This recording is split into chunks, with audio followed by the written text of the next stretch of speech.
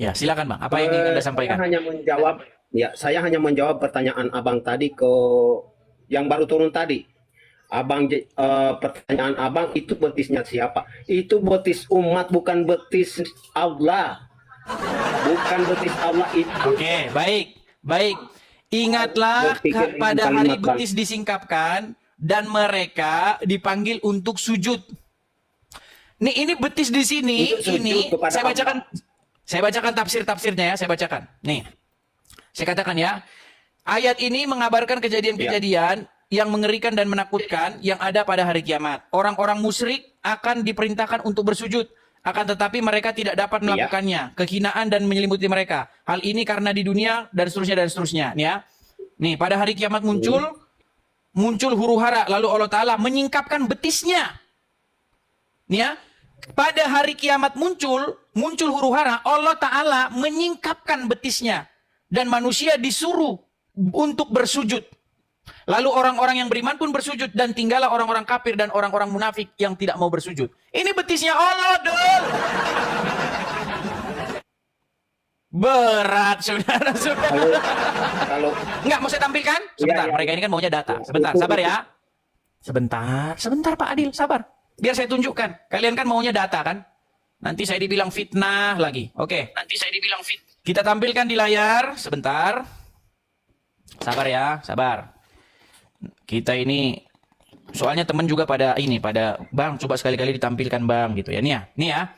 Saya geser ke sini. Iya. Nih ya. Nih. Ini surat apa? Surat Al-Qalam, ayat ke-42, betul? Betul. Pada hari Iya. disingkapkan dan mereka dipanggil pada hari betis disingkapkan dan mereka dipanggil untuk bersujud nih. Saya bacakan tafsir-tafsirnya nih ya. Nih. Coba kita buka nih. Nih ya. Misalnya tafsir kita buka ini ya, nih. Nih. Tafsir Al-Mukhtasar atau Markas Tafsir Riyadh di bawah pengawasan Syekh Dr. Salih bin Abdullah bin Humaid, Imam Masjidil Haram. Berani Anda dengan Imam Masjidil Haram? Ha? Berani Anda? Perhatikan nih. Pada hari kiamat, ketika muncul huru hara, lalu Allah Ta'ala menyingkapkan betisnya, saudara-saudara. Betisnya Allah disingkapkan dan manusia disuruh untuk bersujud. Lalu orang-orang yang beriman pun bersujud. Dan tinggallah orang-orang kafir dan orang-orang munafik tidak mampu bersujud. Jadi kalau Al-Quran bilang Allah punya betis, Islam bilang Allah tidak punya betis. Makanya saya bilang Quran akan memukuli kepalanya orang Islam. Nih. Ya. Allah Ta'ala menyingkap betisnya. N-nya huruf besar nih. Ini merujuk kepada Allah. Nah sekarang saya tanya, kalau ada betis berarti ada bokong atau tidak? Jawab. Kalau ada bokong berarti punya anus atau tidak? Jawab. Gini Bang, ya itu kan sudah di hari kiamat Bang. Itu kan sudah di hari kiamat. Oh, oke, berarti tiba-tiba hari kiamat Allah punya betis. Betisnya siapa yang dipinjam sama Allah? Sehingga cuma hari kiamat doang dia punya. Sebelum hari kiamat dia nggak punya betis. Berat, saudara-saudara. Berat. Masih di dunia, di alam, belum di akhirat. Kalau di akhirat mana kita tahu? Bang, tadi Anda berkata bahwa Jangan. itu betisnya umat. Sementara di dalam buku-buku tafsir ya, itu adalah betisnya Allah. Makanya saya bilang Anda ini sudah melawan ulama. Giliran saya Bang. tunjuk Al-Quran, Kenapa kalian saya bilang kita harus memahami Al-Quran berdasarkan tafsir ulama. Giliran saya tunjukin tafsir ulama juga dilawan. Sungguh kalian ini adalah umat yang nekat, saudara-saudara. Sungguh nekat yang nyata. Dan tiadalah kalian ini, melainkan kalian ini adalah orang-orang yang nekat. Dan siapakah orang-orang yang nekat itu? Itu mereka yang ketika ditunjukkan bukti-bukti kepadanya masih lanjut ngelesnya. Demikianlah di dalam surat. Silakan. Tunggu bang. Kenapa saya katakan demikian? Karena setahu saya, keyakinan saya, seyakin-yakinnya saya, Tuhan saya itu tidak bisa dilihat. Jangan. Oke, di ayat berapa? Di Quran surat berapa? Ayat berapa? Bahwa Allah tidak bisa dilihat. Tunggu dulu satu-satu. Jangan hanya abang yang tunggu dulu. Silakan.